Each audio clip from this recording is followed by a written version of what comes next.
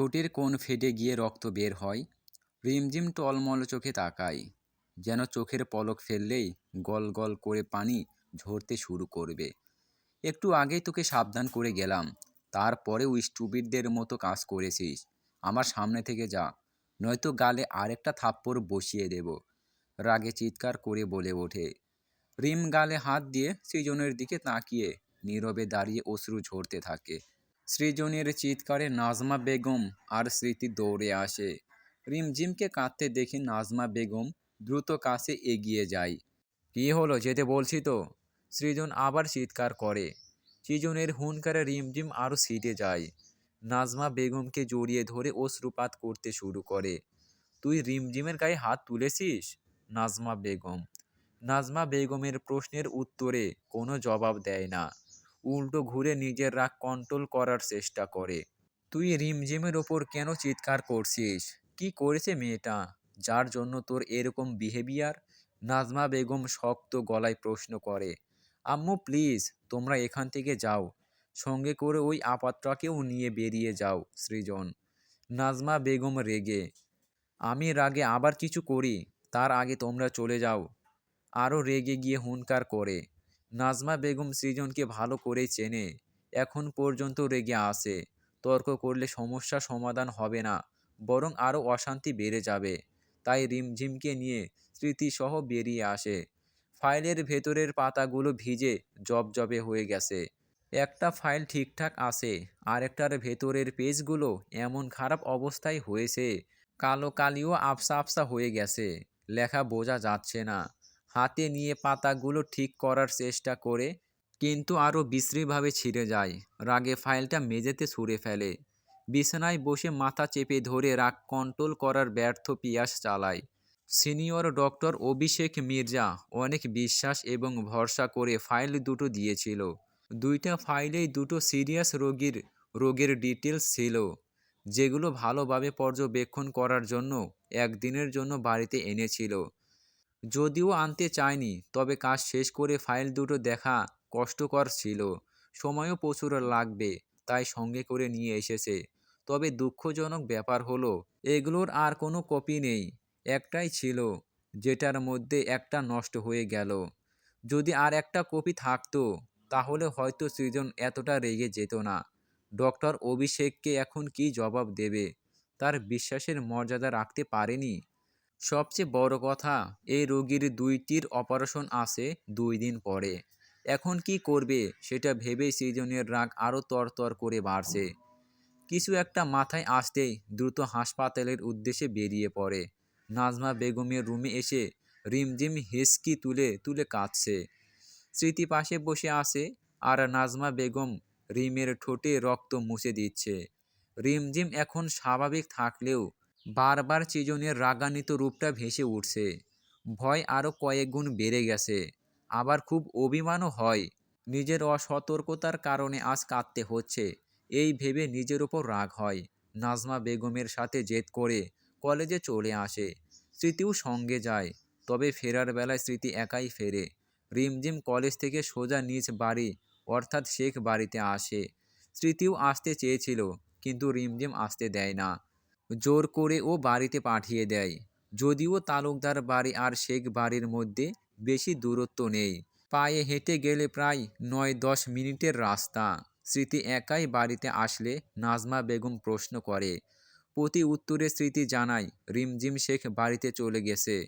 নাজমা বেগম বুঝতে পারেন রিমঝিমের অভিমান হয়েছে, আর হওয়াটাই স্বাভাবিক। একটা দীর্ঘ শ্বাস ফেলে উপরে চলে যান। রিমঝিমকে দেখে এলিজা শেখ খুশি হয়, তবে শুকনো মুখ দেখে হাসি উড়ে যায়। উকি দেয় দরজার কাছে, আরও কেউ আছে কিনা দেখার চেষ্টা করে, কিন্তু কেউ নেই। রিমঝিমের কাছে গিয়ে জিজ্ঞাসা করে, কেমন আছিস মা? কিন্তু রিমঝিম কোনো উত্তর না দিয়ে সোজা উপরে নিজের গন্তব্যে চলে যায়। এমন ব্যবহারে এলিজা শেখ একটু অবাক হন। তিনি ভালো করেই জানেন রিমঝিমের রাগ কিংবা অভিমান হলে এমন আচরণ করে। তিনি চিন্তায় পড়ে যায়, কি এমন হলো যার জন্য এমন ব্যবহার? ধরণীতে সন্ধ্যার আলো পেরিয়ে সন্ধ্যা অন্ধকারে নেমে আসছে। একটু পরেই পুরোপুরি অন্ধকার ছেয়ে যাবে।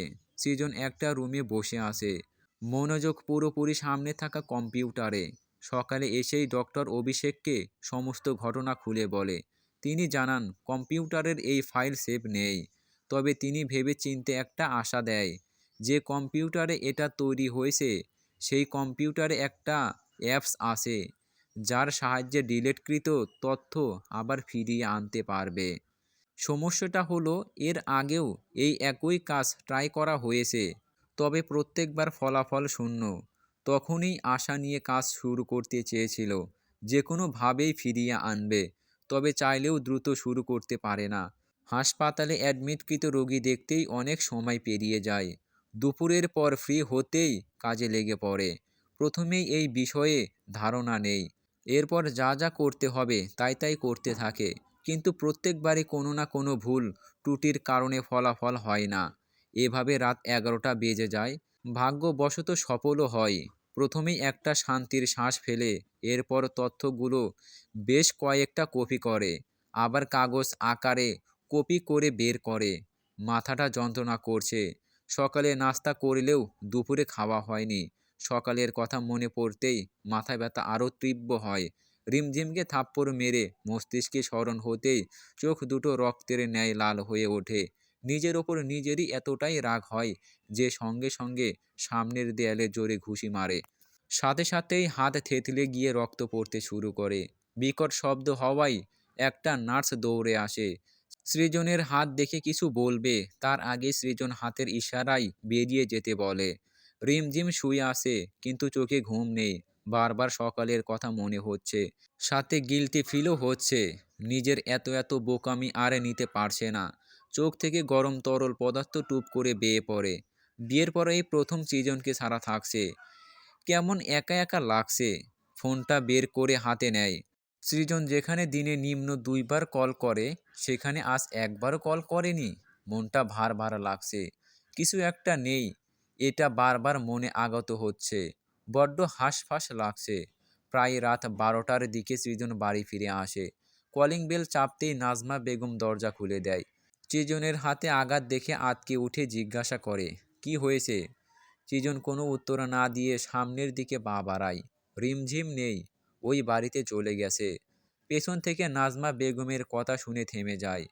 মেয়েটা অভিমান করে আসে, কাল ও বাড়িতে গিয়ে রিমকে নিয়ে আসবি। এলিজা আপু ফোন করেছিল, উনি কিন্তু টেনশন করছে। কিছু না বলে পুনরায় পা বাড়িয়ে নিজের রুমে চলে আসে। ড্রেস চেঞ্জ করে লাইট অফ করে দরজা লাগিয়ে শুয়ে পড়ে, কিন্তু ঘুমাতে পারে না। বুকটা খালি খালি লাগছে। রিমঝিমকে জড়িয়ে ধরতে পারলে অনায়াসে ঘুম চলে আসতো। বিছানায় শুয়ে থাকতেও দম বন্ধ লাগছে। তাই বিছানা থেকে উঠে বেলকনিতে যায়। সিগারেট ধরিয়ে টানতে শুরু করে। এই মহাশূন্যে আকাশের দিকে চোখ পড়তেই নিজেকেও বড্ড শূন্য মনে হয়। এই রাগের কারণে ভবিষ্যতে না জানি কত কি হারাতে হয়, এই ভাবনা মাথায় আসতেই বুকটা মোচড় দিয়ে ওঠে। একবার রিমঝিমকে না দেখা পর্যন্ত মনটা একটুও শান্তি পাবে না। রিমঝিম ছটফট করতে করতে অবশেষে বিছানা থেকে উঠে পড়ে। বেলকনিতে গিয়ে লাইট অন করে চেয়ারে বসে দূর আকাশের পানে তাকায়।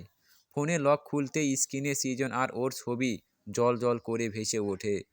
নীল শাড়ি, নীল পাঞ্জাবি, মুখে হালকা হাসি, বেশ সুন্দর লাগছে। সৃজন সামনে তাকিয়ে আসে আর রিমঝিম সৃজনের দিকে মুগ্ধ দৃষ্টিতে তাকিয়ে আসে। ছবিটাই গভীরতা অনুভব করতেই ঠোঁটের কোণে হাসি ফুটে ওঠে। আজকে নিজেকে এক ব্যর্থ প্রেমিক মনে হচ্ছে।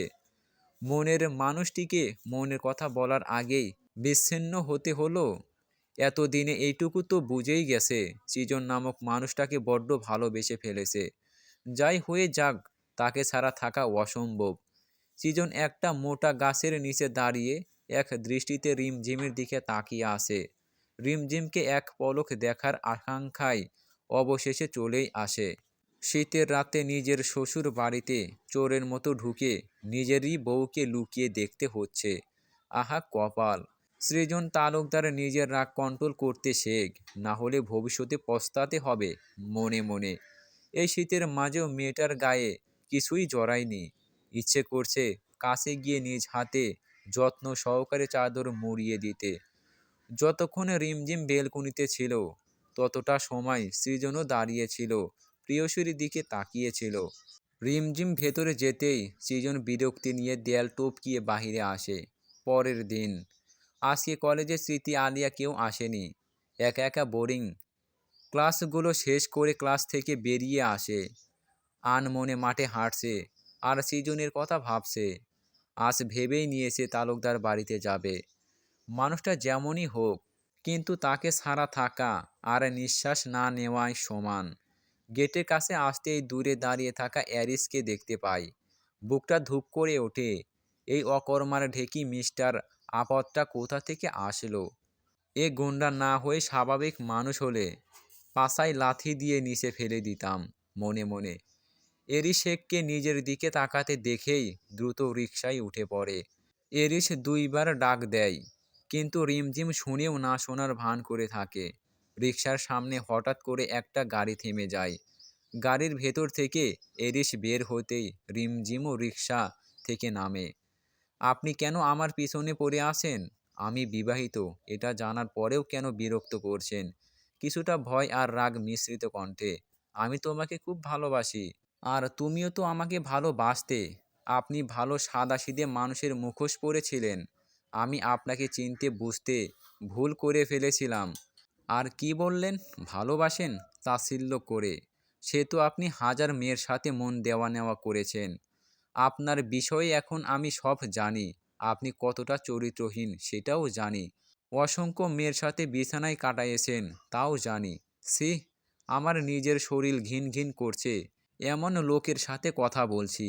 তুমি যা জানো সব ভুল। প্লিজ বিশ্বাস করো আত্মবিশ্বাসের সাথে। একটু দয়া করে আপনি আমাকে ছেড়ে দিন। দোহাই আপনার। অতীতে আপনাকে ভালো মানুষ ভেবেছিলাম। এটাই সবচেয়ে বড় ভুল হয়েছে। আপনার মধ্যে মিনিমাম আত্মমর্যাদা থেকে থাকলে আপনি আর আমার পেছনে পড়ে থাকবেন না। রিকশায় উঠে পাশ কাটিয়ে চলে যায়। তুই আমার বিষয়ে একটু বেশিই জেনে ফেলেছিস। এতটা জানা তোর উচিত হয়নি ফুলপুরি। চোখ লাল করে রিকশার দিকে তাকিয়ে চিবিয়ে চিবিয়ে শুধায়। একটা ডেবিল হাসি দিয়ে আবার শুধায়। তোর মতো কিউট ডলটাকে আমি ভোগ করতে পারিনি। অন্য কাউকে কি করে ভোগ করতে দেই? কাউকে ফোন করে কিছু বলে, মুখ বাঁকিয়ে হাসতে হাসতে পুনরায় গাড়িতে উঠে অপেক্ষা করতে শুরু করে। সাহস নিয়ে কথাগুলো বললেও মনে মনে একটু একটু ভয় পেতে শুরু করে। রিমঝিম সামনে তাকিয়ে আসে। এক মুহূর্তেই একটা গাড়ি সজোরে ধাক্কা মারে। রিকশাটা ছিটকে গিয়ে বিকট শব্দে নিচে পড়ে যায়। রিমঝিম রিকশার নিচে চাপা পড়ে যায়। মাথায় বাজ পড়ার মতো যন্ত্রণা করতে শুরু করে। মাথায় হাত বুলিয়ে সামনে ধরতেই দেখে হাতটা রক্তে রঞ্জিত। সঙ্গে সঙ্গে ওখানে সেন্সলেস হয়ে যায়। সৃজন হাসপাতাল থেকে বাহিরে বেরিয়ে আসার জন্য অগ্রসর হয়। দুপুরে ব্যস্ত থাকার কারণে লাঞ্চ করেনি। যেহেতু আজকে হাফ ডিউটি, তাই লাঞ্চ না করে বের হয়। উদ্দেশ্য শেখ বাড়িতে যাবে এবং রিমঝিমকে তালুকদার বাড়িতে ফিরিয়ে নিয়ে আসবে। মনের মাঝে অনেকটা শান্তি লাগছে, সাথে বুক ভরা আনন্দ তো আছেই।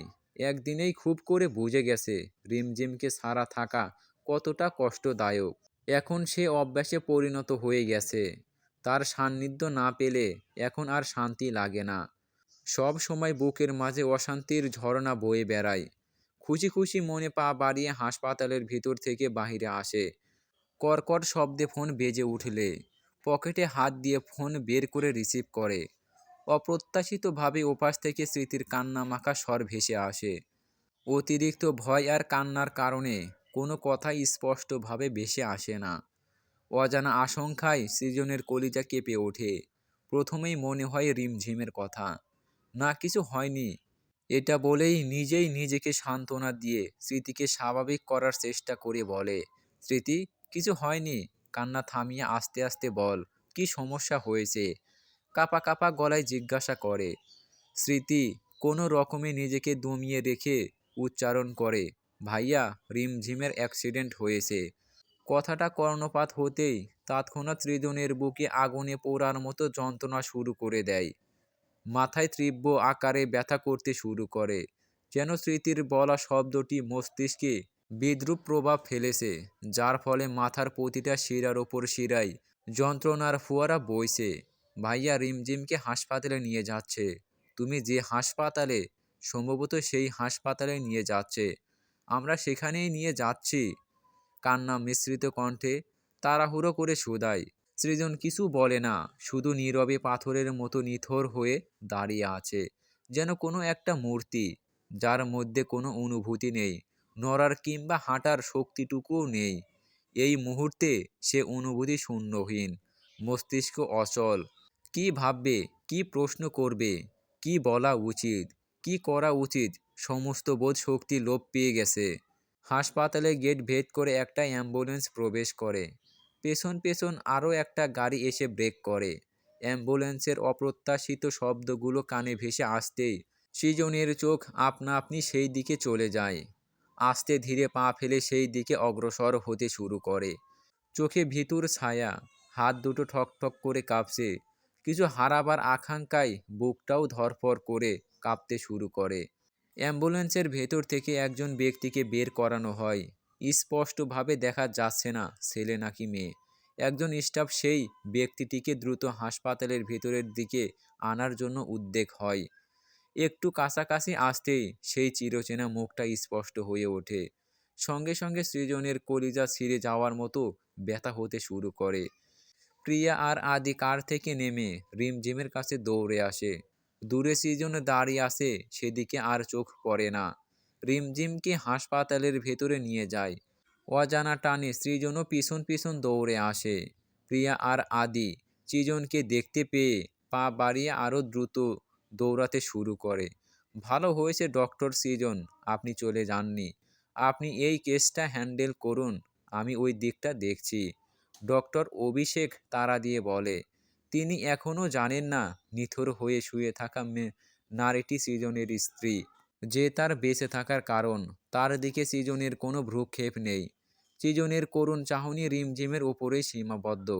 কালো বোরকাটা রক্তে জবজবে হয়ে গেছে, হাত দুটো রক্তে রঞ্জিত, ফর্সা মুখে রক্তের প্রলেপ লেগে আছে। সৃজন রিমঝিমকে এমনভাবে পর্যবেক্ষণ করছে, তা দেখে ডক্টর অভিষেকের একটু খটকা লাগে। কাছে আসে, কিছু জিজ্ঞাসা করবেন, কিন্তু তার আগে সৃজন ঠাস করে নিচে পড়ে যায়। এতটা প্রেশার যন্ত্রণা না নিতে পেরে সেন্সলেস হয়ে নিচে পড়ে যায়। অনাকাঙ্ক্ষিতভাবে পড়ে যাওয়ায় মাথায় বেশ গুরুতর আঘাত পায়। প্রিয়া আর আদি ঠিক এইটার ভয় পাচ্ছিল। আকস্মিক ঘটনায় তারাও তবদা খাওয়ার মতো দাঁড়িয়ে আছে। অভিষেক আর কিছু না ভেবে দ্রুত সৃজনকে অন্য কেবিনে পাঠিয়ে দেয়। রিমঝিমকে অপারেশন থিয়েটারে নিয়ে যত দ্রুত সম্ভব চিকিৎসা প্রদানের তাৎপর্য হয়ে পড়ে। পেছন পেছন আরও দুইজন মধ্যবয়স্ক পুরুষকে নিয়ে আসা হয়। তারাও ভয়ানক অবস্থায়, বাঁচবে কিনা তার অনিশ্চয়তা নেই। দ্রুত তাকেও চিকিৎসা প্রদানের ব্যবস্থা করা হয়। প্রিয়া আর আদি সৃজনের কন্ডিশন দেখে এখনও সেন্সলেস অবস্থায় পড়ে আছে। চিন্তামগ্ন হয়ে অপারেশন থিয়েটারের বাইরে পায়চারি করছে এমন সময় নাজমা বেগম, আফতার তালুকদার, স্মৃতি, রায়হান শেখ, এলিজা শেখ দৌড়ে আসে। এলিজা শেখ উতলা হয়ে প্রিয়াকে রিমঝিমের কথা জিজ্ঞাসা করে। প্রিয়া কিছুই বলে না, শুধু মাথা নিচু করে থাকে। তার কাছে উত্তর দেওয়ার মতো কিছুই নেই। শুধু জানায় অপারেশন চলছে, ডাক্তার বের হলেই তিনি সব কিছু বলবেন।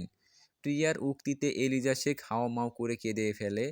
রায়হান শেখকে জাপটে ধরে গলা ছেড়ে কাঁদতে শুরু করে। রায়হান শেখের ভেতরটা আগে থেকেই থমথমে হয়েছিল। এলিজা শেখের কান্নার শব্দ তার ভেতরের চাপা কষ্ট বেরিয়ে আনতে চাইছে। বহু কষ্টে নিজেকে সংযত করে রাখছেন। এলিজা শেখের কান্নার শব্দ চারপাশটা আরও ভারী করে তোলে। নাজমা বেগম আর আফতার তালুকদারের মনটা আরও বিষণ্ণ হয়ে ওঠে। সৃজনের কথা মাথায় আসতেই প্রিয়া আর আদিকে প্রশ্ন করে। আদি সৃজনের অবস্থা সম্পর্কে জানায়। এতে আগের চেয়ে আরও গুমোট পরিবেশ সৃষ্টি হয়। নাজমা বেগম দ্রুত পায়ে সেই কাঙ্ক্ষিত কেবিনের দিকে হাঁটা ধরেন। বন্ধ চোখে বেডে শুয়ে আছে সৃজন, মাথায় ব্যান্ডেজ। কাছে এসে কাঁপা কাঁপা হাতে কপাল ছুঁয়ে দেয়। চোখ থেকে টুপ করে এক ফোঁটা জল গড়িয়ে পড়ে। হাতের সাহায্যে তা সযত্নে মুছে ফেলেন। রিমঝিমের জন্য দুশ্চিন্তা হচ্ছে। না জানি মেয়েটাকে আবার কি কি কষ্ট সহ্য করতে হয়। দীর্ঘ সময় পর একজন নার্স বেরিয়ে আসে। A+ রক্ত লাগবে জানায়। এলিজা শেখকে বসিয়ে রেখে রায়হান শেখ এগিয়ে এসে জানান তিনি রক্ত দেবেন, তার রক্ত A+। রক্ত দেওয়ার কিছু সময় পর ডক্টর বেরিয়ে আসে। ডাক্তারকে দেখা মাত্রই সবাই উৎসুক হয়ে এগিয়ে আসে। সবারই চোখে ভয়ের আভা ছড়িয়ে আসে, অজানা আতঙ্কে। অধৈর্য হয়ে আফতার তালুকদার আর রায়হান শেখ রিমঝিম কেমন আছে, কেমন কন্ডিশনে জিজ্ঞাসা করে। অভিষেক একটা বড়সড় শ্বাস ফেলে বলতে শুরু করেন, দেখুন, আমার মনে হয় এটা কোনো অ্যাক্সিডেন্ট নয়। অ্যাক্সিডেন্ট হলে এতটা গুরুতর আঘাত হতো না। নর্মাল অ্যাক্সিডেন্টগুলোতে যতটা আঘাত প্রাপ্ত হয় তার থেকে এটা কয়েক গুণ বেশি। কোনো বড় গাড়ি হয়তো সজোরে ইচ্ছাকৃতভাবে ধাক্কা দিয়েছে। সবাই বাক্যহারা, স্তব্ধ হয়ে দাঁড়িয়ে আছে। কাহারও মুখ থেকে কোনো কথা বের হচ্ছে না। এইটুকু থেমে আবার বলতে শুরু করে, পেশেন্টের অবস্থা খুবই সিরিয়াস। উনি বাঁচা মরার মাঝখানে লড়াই করছেন। মাথায় গভীরভাবে আঘাত পেয়েছেন। শরীরের প্রত্যেকটা জায়গায় আঘাত রয়েছে। বিশেষ করে ডান সাইডটা বেশি আঘাত পেয়েছেন। ডান হাত আর ডান পা এখন অচল। সচল হতে কতদিন সময় লাগবে তাও বলা যাচ্ছে না। আগামী 24 ঘন্টার মধ্যে জ্ঞান ফিরে না আসলে তাহলে এটা অনুমান করা যাবে যে উনি কোমায় চলে গেছেন। কোমা থেকে বেরিয়ে আসতে কতদিন লাগতে পারে সেটাও বলা যাচ্ছে না। 1 দিনও লাগতে পারে, 5 দিনও লাগতে পারে, পরে আবার 5 মাসও লাগতে পারে, পরে আবার বছরও লাগতে পারে। মাথার ক্ষতটা এতটাই গভীর যে উনার জ্ঞান ফিরে আসলেও কোনো বোধ থাকবে না। স্বাভাবিক মানুষের যেমন আচরণ হয় উনার আচরণ হবে সম্পূর্ণ বিপরীত। হয়তো উনি নিজেকে নাও চিনতে পারেন, আবার আপনাদেরও নাও চিনতে পারেন, আবার হয়তো বোধহারা মানুষের মতো নীরবও থাকতে পারেন। ডক্টর অভিষেকের বলা কথাগুলো বিপরীত দিকে দাঁড়িয়ে থাকা সৃজনের কর্ণপাত হতেই আবার মাথা চক্কর দিয়ে দেয়ালের সাথে ধাক্কা খায়। পড়ে যেতে নিলে আদি দৌড়ে গিয়ে জাপটে ধরে। এলিজা শেখ আবার সশব্দে কেঁদে ওঠে। সন্তানরা পিতামাতার কলিজা। তারাই যদি কষ্টে থাকে তাহলে বাবা মা কিভাবে শান্ত থাকবে? এলিজা শেখের আড়ালে রায়হান শেখ নীরবে অশ্রুপাত করছে। আদরের মেয়েকে খুশি দেখলে পৃথিবীর সব থেকে খুশি মনে হয় নিজেকে। এখন সব থেকে দুঃখী অসহায় বোধ হচ্ছে। সবাই এক এক করে ভিতরে গিয়ে রিমঝিমকে এক নজর দেখে আসে। সবারই ঘন ঘন চোখ ভিজে আসছে। যতই মনকে সান্ত্বনা রাখার চেষ্টা করুক, কিন্তু চোখ তো আর শান্ত থাকে না। সবাই বাইরে চলে গেলেও সৃজন যায় না। বেডের এক সাইডে বসে রিমঝিমের বাম হাত চেপে ধরে আসে। দৃষ্টি রিমঝিমের দিকে। মুখে কোনো শব্দ নেই, কিন্তু চোখ থেকে ঝরঝর করে উষ্ণ তরল পানি পড়ছে। রিমঝিমের এই অবস্থার জন্য নিজেকেই দোষী ভাবতে শুরু করে। ঠোঁট দুটো তীর তীর করে কেঁপে উঠছে।